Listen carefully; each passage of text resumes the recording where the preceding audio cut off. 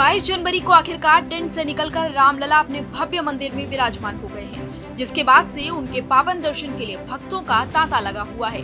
दूर दूर से लोग अपने भगवान से मिलने आ रहे हैं, राम से मिलने अयोध्या पहुंच रहे हैं। लेकिन इसके साथ ही कई सवाल ऐसे हैं जो राम भक्तों के मन में उठ रहे हैं, जैसे कि रामलला की मूर्ति आखिर इतनी जीवंत क्यों प्रतीत होती है? मूर्ति की लंबाई 51 इंच ही क्यों है? मूर्ति के लिए और कोई रंग की जगह काला रंग ही क्यों चुना गया? हथौड़ी छेनी के अलावा किन चीजों का इस्तेमाल हुआ? मूर्ति में इस्तेमाल होने वाले पत्थर की उम्र कितनी है? लेकिन जब से रामलला मंदिर में विराजमान हुए हैं, तब से रामलला की मूर्ति पर भी कई खुलासे दिन प्रतिदिन होते जा रहे हैं। मूर्ति को लेकर रोचक जानकारियां स्वयं इसे बनाने वाले अरुण योगीराज की पत्नी ने दी है, जिसके बाद इन सभी प्रश्नों का जवाब मिल गया है।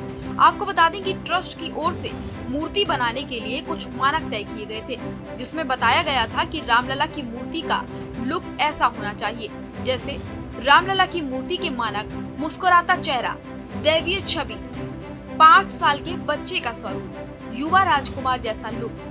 कि आखिर बिना कोई पत्थर जोड़े एक ही पत्थर को ऐसा आकार कैसे दिया जाए जिसमें ये सभी मानक पूरे हो जाएं। एक मीडिया चैनल को इंटरव्यू में मूर्तिकार अरुण योगीराज की पत्नी ने बताया कि मूर्ति बनाने से पहले योगीराज ने कागज पर स्केच बनाया था, जिसके लिए उन्होंने एक आधुनिक सॉफ्टवेयर का भी सहारा लिया था।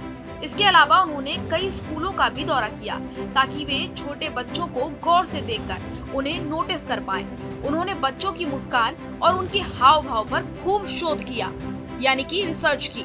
योगीराज ने मानव रचना विज्ञान की भी कई किताबें पढ़ी और शारीरिक रचना को अच्छे से समझ सके, और आखिर में किताबों की मदद से योगीराज ऐसी मूर्ति बनाने में सफल रहे जो जीवंत दिखती है।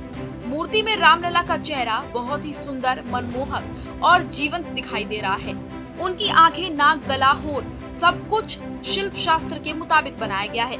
मूर्ति को हाथों की मदद से तराशा गया है। अरुण योगीराज की पत्नी का कहना है कि इन बातों को फॉलो कर योगीराज ने एक बहुत ही खूबसूरत अजूबा तैयार कर दिया है।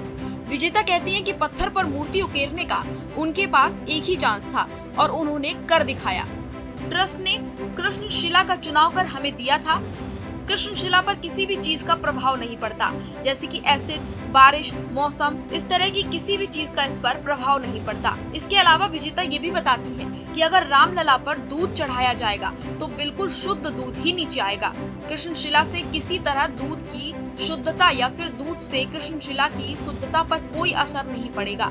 दूध को राम भक्त प्रसाद के रूप में सेवन कर सकते हैं और इससे उनकी सेहत पर कोई प्रतिकूल असर नहीं पड़ेगा। कृष्णशिला की मूर्ति बनाते वक्त उससे उड़ने वाले धातु से भी सेहत पर कोई नुकसान नहीं होता। इसी के साथ ही लोगों के मन में एक सवाल ये भी है कि आखिर रामलला की मूर्ति की लंबाई 51 इंच ही क्यों रखी गई है, जिस पर विजेता बताती है कि रामलला की मूर्ति 5 साल के राम के रूप की है, जिसकी ऊंचाई 51 इंच है। मूर्ति की लंबाई 51 इंच इसलिए रखी गई है ताकि हर रामनवमी के दिन दोपहर के वक्त सूर्य की किरणें रामलला के माथे पर पड़े, यानी हर रामनवमी के दिन रामलला के माथे पर सूरज का तेज होगा। फिलहाल के लिए इस वीडियो में बस इतना ही, लेकिन अगर रामलला को लेकर आपके मन में कोई और सवाल भी है तो हमें कमेंट करके जरूर बताएं। इस तरह की तमाम और खबरों को देखते रहिए भारत एक्सप्रेस पर।